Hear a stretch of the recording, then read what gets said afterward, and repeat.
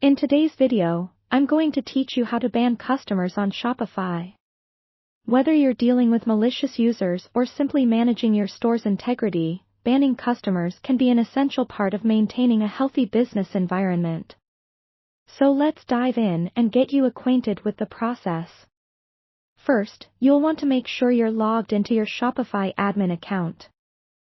Once you've done that, go ahead and navigate to the Customers tab located on the left-hand side of your dashboard.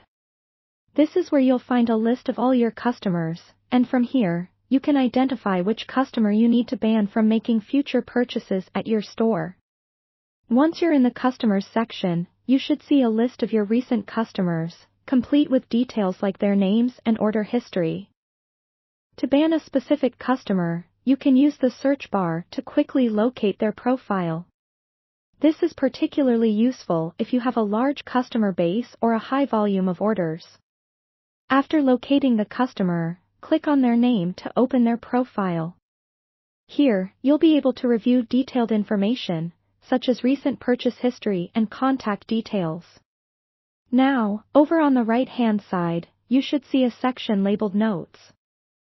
This is where you can add any internal notes or details regarding this customer. To proceed with banning, you'll want to click on the option labeled More Actions. This will present you with a drop-down menu where you'll select the specific option to ban the customer. Once you click Ban, a confirmation prompt may appear, asking if you're sure you want to proceed with this action. Confirm that you do. After you've confirmed the ban, you'll notice that the customer's status changes to banned. This means they are now restricted from placing orders at your Shopify store. And just like that, you've successfully banned a customer. Now that you know how to ban someone, it's important to understand why you might need to use this feature.